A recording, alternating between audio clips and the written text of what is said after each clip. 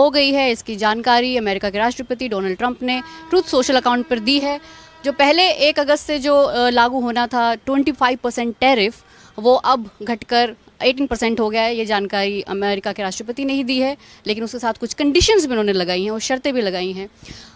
Market sentiment पर काम करता है, मार्केट अच्छा दिखा रहा है, लेकिन इस डील के मायने क्या हैं और अभी तक जितना हमें पता है उसके बारे में क्या कहा जा सकता है। और मैं बात करूंगी हमारे बीबीसी हिंदी के एडिटर नितिन श्रीवास्तव से, बीबीसी हिंदी के ही असिस्टेंट एडिटर पंकज प्रियदर्शी और बीबीसी कॉरेस्पॉन्डेंट रजनीश से। वो लोग हमें पूरी तरह इस पूरी डील के बारे में, उसके अलग अलग एस्पेक्ट्स के बारे में हमें कुछ कुछ जानकारी देते रहेंगे।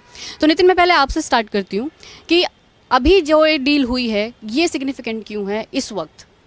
ये डील ऐसे समय पर हुई है जब एक दूसरी डील के बैकड्रॉप में हो रही है। इसको लोग कह रहे थे mother of all deals EU के साथ, अब इसको लोग कोट एंड कोट बाप ऑफ ऑल डील्स कह रहे हैं।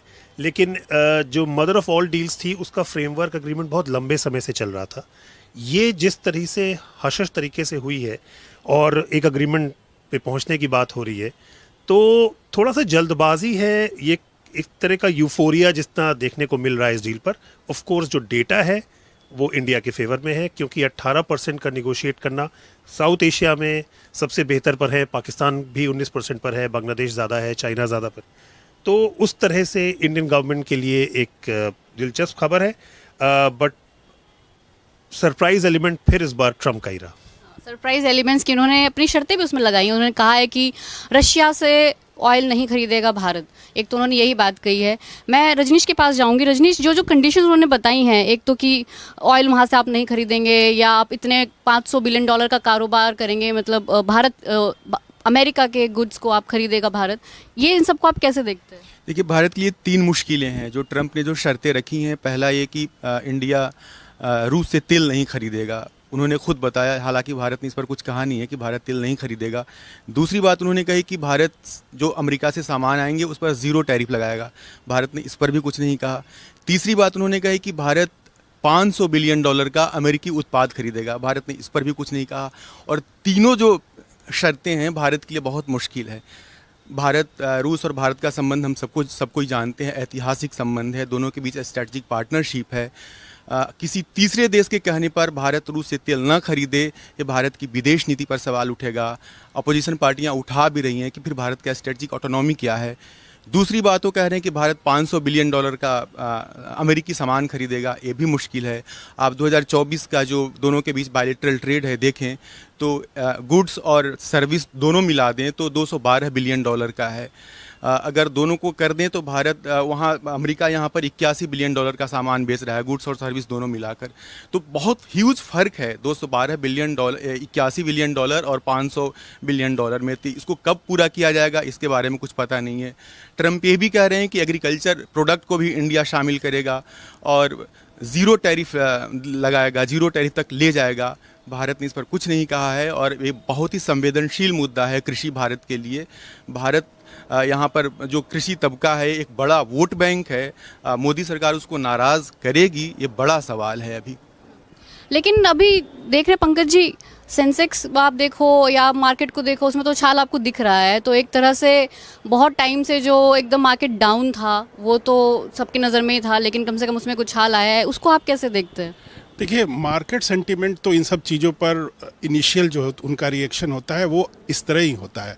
और भारत का सबसे बड़ा ट्रेड पार्टनर है अमेरिका। तो जाहिर है जब आप टैरिफ को 50% से, मैंने अगर आप देखें व्यवहारिक रूप से तो रूस के साथ तेल खरीदने को लेकर जो अतिरिक्त टैरिफ था उसको मिला दिया जाए तो टोटल 50% टैरिफ था, उसको घटाकर 18% किया गया है। तो जो इन दिनों में जो अगस्त से लेकर अब तक जो हमारे यहाँ के जो व्यापारी वर्ग को नुकसान एक तरह से हो रहा था, इतने हैवी टैरिफ पे करना पड़ रहा था, तो इस सेंटिमेंट को अभी मार्केट ने इनिशियली सपोर्ट किया है कि ये ट्रेड डील जो है भारत के लिए अच्छी खबर हो सकती है। लेकिन जैसे रजनीश बता रहे थे और नितिन ने भी बताया, वो अंग्रेजी में एक वर्ड है कि the devil is in details. तो असली मुद्दा जो रजनीश और बाकी हम लोग भी अभी चर्चा कर रहे थे, असली मुद्दा ये नहीं है कि ट्रेड डील हो गई, खूब इस पर ये, और अभी संसद में एनडीए ने मोदी जी को इसके लिए सम्मानित भी किया, माल्यार्पण भी किया गया। लेकिन असली मुश्किल मोदी जी के लिए यही है और इस सरकार के लिए यही है कि जब वो डिटेलिंग में जाएंगे तो यहाँ के लोग, खासकर कृषि की बात कर रहे थे, एक ऐसा ग्रुप है सर्वप्रिया जो भारत की जो एक तरह से प्रोटेक्टेड कम्युनिटी है उसमें आती है। कृषि हो गया, डेयरी उत्पाद, अमेरिका कहेगा कि इनके लिए खोल दो, यानी उनके लिए जो एक तरह से सरकार ने रक्षात्मक कदम उठा के उनको बचाए रखा है, और वो बहुत बड़ा तबका है, तो उसको कैसे डील करेंगे। तो market sentiment is good initially, लेकिन आगे के दिनों में जब पता चलेगा, उसके डिटेल्स आएंगे, तब इस पर ज़्यादा बेहतर हम इसका विश्लेषण कर पाएंगे कि आखिर भारत के वाकई इसमें फ़ायदे में हुआ है कि या भारत को सिर्फ दिखाने के लिए फ़ायदा हुआ है। Devil is in the detail. और दिखाने वाली बात की ऑप्टिक्स का ही सारा खेल है नितिन। ये भी एक देखिए कि 6 महीने से बार बार यहाँ के रिप्रेजेंटेटिव यूएस जा रहे थे ट्रेड डील को, किसी तरह पीयूष गोयल भी गए हैं, एस जयशंकर भी गए हैं, बहुत तरह से कोशिश हो रही थी।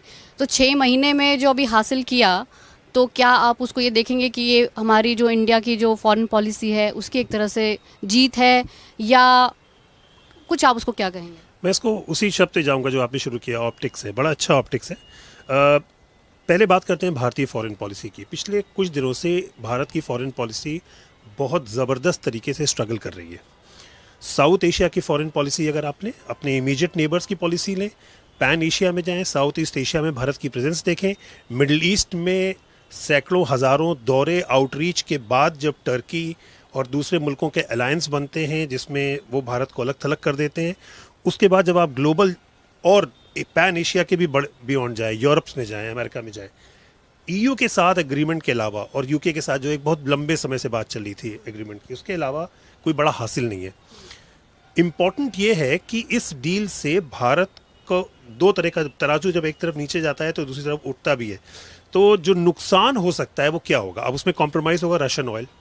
इंडिया के पास रशियन ऑयल को प्रोसेस करने की टेक्नोलॉजी दसियों साल से है। सारे बड़े आपके ऑयल प्रोड्यूसर्स जो हैं उस टेक्नोलॉजी से वाबस्ता हैं, वो करते रहे हैं। वेनेजुएला का अगर ऑयल, जैसा कि ट्रम्प का क्लेम है, अगर वो भारत आता है, पहली बात तो वो ख़राब क्वालिटी का ऑयल है, उसकी क्वालिटी कंपेरेबल नहीं है। दूसरी बात, उसमें जो कॉस्टिंग होगी उसको देखते हुए फिर अभी आपने ईयू के साथ एग्रीमेंट किया है, तो अब ईयू के टर्म्स के आप दोबारा से रिकंसिडर करेंगे, क्योंकि ईयू एक दूसरे ही लेवल पर अमेरिकन एक्सपेंशनिस्ट जियोपॉलिटिक्स से डील कर रहा है, चाहे वो ग्रीनलैंड हो चाहे दूसरा मसला। तो ये मुझे लगता है कि इंडियन फॉरेन पॉलिसी के लिए बहुत नाजुक घड़ी थी।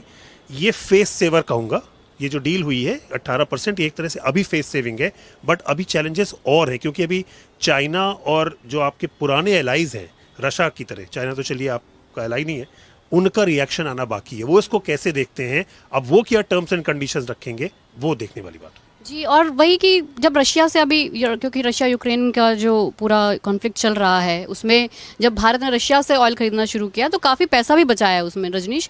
तो अब क्या ये एक्चुअली इंडिया के लिए पॉसिबल होगा, या कि वो रशिया से ऑयल खरीदना बिल्कुल बंद कर दे, क्योंकि रिलेशनशिप तो रशिया और इंडिया के भी उस पर भी काफ़ी पड़ेगा इसकी वजह से? देखिए, इसके कई विश्लेषण हैं। कई लोग कहते हैं कि जो बायलैटरल रिलेशन होता है उसमें ट्रेड भी मैटर करता है, लेकिन अगर आप चाइना को देखें तो China second largest trade partner India का है। 100 बिलियन से ज़्यादा चाइना से ट्रेड है, लेकिन दोनों के बीच रिश्ते ठीक नहीं हैं। लेकिन रशिया के साथ ऐसा नहीं है। आप अगर देखें, यूक्रेन वॉर जब शुरू हुआ उसके पहले दोनों के बीच मुश्किल से $10 बिलियन का ट्रेड था, अभी $68 बिलियन का ट्रेड था। आप जो लास्ट फाइनेंशियल ईयर था उसमें आप देखिए तो मेजर पार्ट जो है उसमें $52 बिलियन का जो ट्रेड था वो एनर्जी इंपोर्ट था इंडिया का। अगर इसको आप माइनस कर दें तो फिर 2022 वाली स्थिति हो जाएगी। तो बड़ा झटका होगा रूस के लिए, क्योंकि रूस को भी अभी ज़रूरत है भारत की, और मुझे नहीं लगता है कि रूस में इसको ठीक रूप में देखा जाएगा। मैं कई एक्सपर्ट से बात कर रहा था तो बता रहे थे कि अगर भारत खुद से ये फैसला लिया होता कि नहीं, हमें अब रूस से बहुत ज़्यादा छूट नहीं मिल रही है, जैसे कि शुरुआती छूट मिल रही थी, तो हम अब बंद कर रहे हैं। लेकिन ट्रंप ने कहा कि मैंने कहा प्राइम मिनिस्टर मोदी को, और मोदी ने उसको एक्सेप्ट किया। इसका जो संदेश है वो गलत संदेश जाएगा। और ये भी कहा जाता है कि ट्रंप की अगर एक बात आप मानते हैं तो ट्रंप वहीं नहीं रुकते हैं, और फिर उनकी जो उम्मीदें और बढ़ जाती है। तो कहा जा रहा है कि जो तेल वाली बात अगर भारत ने मान ली तो फिर ये डिफेंस साझेदारी जो दोनों के बीच है, रक्षा साझेदारी है, बात फिर उस पर आएगी। और फिर आप याद कीजिए जो ट्रंप का पहला कार्यकाल था उसमें इन्होंने कास्टा लाया था। उसके तहत ये था कि आप रशिया से S-400 नहीं खरीद सकते हैं, लेकिन बाइडन आ गए, बाइडन ने भारत को उसमें छूट दे दी और भारत ने वहाँ से S-400 खरीदा। तो वो ट्रम्प ही थे जिन्होंने कि रूस से रक्षा साझेदारी को कम करने के लिए कास्टा लाया था। तो अभी वो ट्रम्प ही इस बार भी हैं। तो अगली चोट जो हो सकती है भारत की रक्षा साझेदारी पे हो सकती है।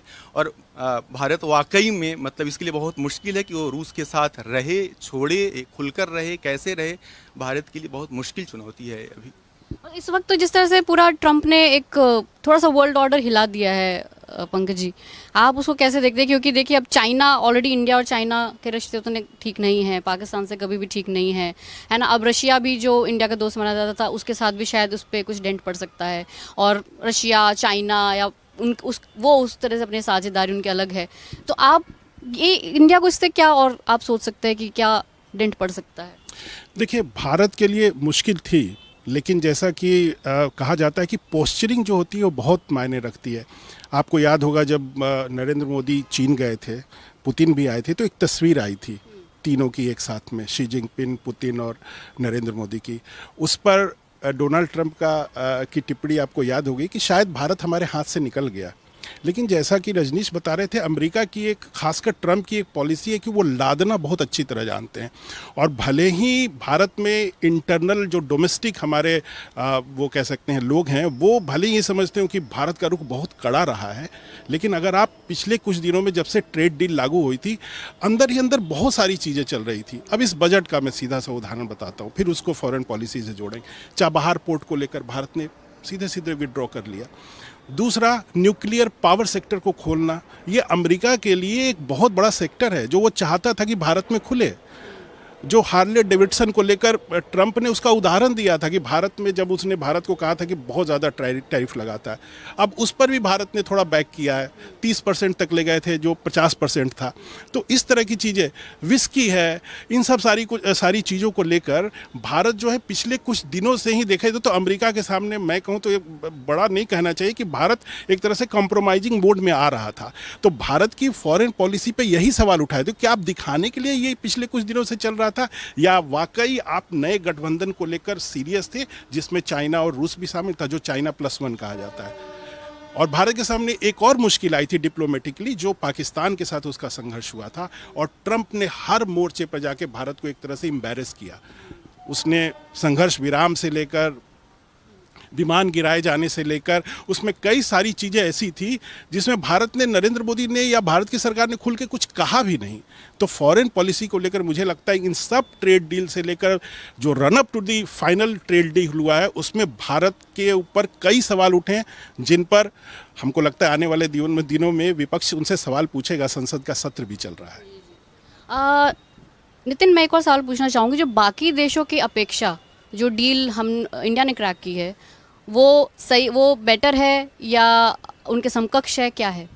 देखिए, मतलब जो सेक्टर्स की बात हो रही है वो सारे सेक्टर्स अभी तो कयासी लग रहा है, क्योंकि अभी डिटेल्स आज पार्लियामेंट में देने की बात हो रही है। और जैसी खबरें आ रही हैं कि पीयूष गोयल शायद इसको प्रेजेंट करेंगे, क्योंकि जयशंकर खुद निगोशिएट कर रहे हैं, रूबियो से उनकी मुलाकात होनी है। मुझे लगता है कि वो तो निटिग्रिटीज बाद में आएंगे। अभी तो मोटा मोटा कैप है जो 18% की बात हो रही है। लेकिन जो चैलेंज आएगा ना इंडिया के पास, वो इस डील के बाद इसको इम्प्लीमेंट करने पर आएगा। और जो 4-5 चीज़ें जिसमें क्लैरिटी नहीं है, जिसमें एक चाबार की बात है, जिसमें रशियन ऑयल, मूडीज जो दुनिया की सबसे बड़ी रेटिंग एजेंसी, उसने अभी थोड़ी देर पहले कहा है कि it is unlikely that India will completely stop. और मूडीज़ की रेटिंग जो है बहुत रिनाउंड रेटिंग्स होती हैं, क्योंकि आप नहीं कर सकते। आपकी रिलायंस जो है, आपकी रिलायंस मतलब आपकी निर्भरता वाली रिलायंस जो है वो कई चीज़ों पर कई लेवल से होती है। उसमें सिर्फ एक क्रूड का ला के प्रोसेस करना नहीं होता है, उसमें पेमेंट ऑफ डॉलर्स भी इन्वॉल्व होता है। तो ठीक है, भारत का रुपया मजबूत होगा, स्टॉक्स में आप देख ही रहे हैं रैली कर रहे हैं। बट मुझे ऐसा लगता है कि जो एक्सपर्ट्स लगातार वार्न करते रहे कि ट्रंप जो है, उनके अंडर में अमेरिकन फॉरेन पॉलिसी सबसे ज़्यादा कंफ्यूजिंग रही है पिछले 20-30 सालों में। वो कब फ्लिप फ्लॉप करते हैं किसी को पता नहीं रहता है। जो उनके सबसे ट्रस्टेड एलाई थी, जिसको सबसे ज़्यादा वो फंड करते हैं, EU और नेटो के अलायंस, उसको थ्रेटन करते हैं। तो इंडिया के सामने वो चैलेंज अभी भी बना हुआ है कि इस डील को वो आगे कैसे निगोशिएट करेंगे, और क्या क्या, जो एग्रीकल्चर की बात हो रही है, या हमारे फर्टिलाइजर्स की बात हो रही है, या न्यूक्लियर पावर जनरेशन की बात हो रही है, कितना वो इनरोड देंगे अमेरिकन कंपनी को। कि देखिए, अमेरिका में एक प्रेशर ग्रुप है, एक बिजनेस लॉबी है जो उसका मतलब सिर्फ बिजनेस से होता है। अमेरिका की डिफेंस इंडस्ट्री दुनिया की सबसे बड़ी डिफेंस इंडस्ट्रीज में, उनको मार्केट चाहिए। इराक में सप्लाईज नहीं चाहिए, ईरान में से सबको पता है क्या हाल है, न्यूक्लियर आर्मामेंट ऑलमोस्ट ख़त्म हो चुका है, प्लूटोनियम एनरिचमेंट हर जगह ख़त्म हो चुका है, उनको मार्केट्स चाहिए। और अभी भी ये जो मार्केट है वो सबसे बड़ा मार्केट है डिफेंस प्रोक्योरमेंट के लिए, फर्टिलाइज़र के लिए और एफएमसीजी गुड्स के लिए, है ना, जो फास्ट मूविंग कंज्यूमर गुड्स। तो इंडिया को यही देखना पड़ेगा कि कंप्लीटली कमिटेड अगर हो गए तो आप इस रिस्क पर होंगे कि आपकी दुनिया भर में जो एलाइज हैं वो हमेशा के लिए बहुत दूर जा सकते हैं। तो अभी बहुत कुछ शायद स्टेक पर है और वही डिटेल्स आने के बाद चीज़ें पता भी चलेंगी। और मैं आखिरी कमेंट एक और ले लेती हूँ। रजनीश, आखिरी आपका कोई कमेंट इस पर? मुझे लगता है कि भारत के लिए इतना आसान नहीं होगा। ट्रंप ने घोषणा तो कर दी है, लेकिन उसको पूरी तरीके से स्वीकार करना इतना आसान नहीं होगा।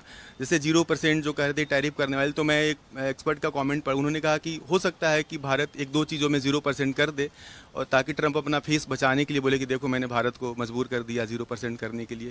तो उसमें कई चीज़ें हो सकती है, ऊपर नीचे हो सकती है, क्योंकि इसका कोई रिटर्न तो है नहीं, तो उसके आधार पर आप कुछ कह नहीं सकते हैं। बस एक सोशल मीडिया का पोस्ट है, उसी पर सारी बातें हो रही है, तो अभी बहुत कुछ आना बाकी है। पंकज जी, जैसा कि सोशल मीडिया पोस्ट की बात आई, तो ट्रंप ने इस पूरे कार्यकाल में यही दिखाया कि उन्होंने सोशल मीडिया पोस्ट को ही हर चीज़ बताया, और सोशल मीडिया का पोस्ट उनके नेचर को, उनके कैरेक्टर को भी साबित करता है। तो मुझे अभी बहुत शक है, एक और फ्लिप फ्लॉप के लिए तैयार रही है। नितिन? बिल्कुल बिल्कुल, मेरी थ्योरी हमेशा से रही है, क्योंकि ट्रम्प जो हैं वो अपनी डोमेस्टिक पॉलिसी को लेकर क्लियर नहीं है। वो अमेरिका में जो उन्होंने पॉलिसीज इंप्लीमेंट की है, इंश्योरेंस को लेकर उनके प्लान्स क्लियर नहीं है, रिहैब को लेकर क्लियर नहीं है, मैक्सिकन वॉल को लेकर क्लियर नहीं है। वो फॉरेन पॉलिसी में सिर्फ अमेरिका के बिजनेस इंटरेस्ट को रोज उठ के वे करते हैं, और उनके कुछ एडवाइजर, ट्रेड एडवाइजर कुछ कहते हैं, नेवारो कुछ कहते हैं। तो मुझे लगता है कि with a word of caution he deal करना चाहिए इंडिया को अमेरिका से अपने लॉन्ग टर्म इंटरेस्ट में। क्योंकि अगर इंडिया के लिहाज से देखिएगा तो आप surrounded by nice neighbours, India के लिहाज से आप नहीं है। सो आपको अपना नेशनल इंटरेस्ट सर्वोपरि रखते हुए ही दूसरे कदम बढ़ानी चाहिए। एक मैंने देखा एक सोशल मीडिया पे इस तरह का मीम चलता है ट्रम्प के बारे में, क्योंकि ट्रम्प अब अगली उसमें तो आ नहीं सकता, अगली टर्म में आ नहीं सकते हैं, उनका ये आखिरी टर्म होगा। लेकिन लोग कहते हैं कि अगला जो भी राष्ट्रपति होगा वो शायद उनके पिछले फैसलों पर शायद माफ़ी मांगता रहेगा। ये कानूनी बदल दे, अमेरिका का तीसरी बार आ जाए। कुछ भी हो सकता है। एग्जैक्टली। तो ये था BBC हिंदी का लाइव, और बने रहिए हमारे साथ, देखते रहिए BBC हिंदी।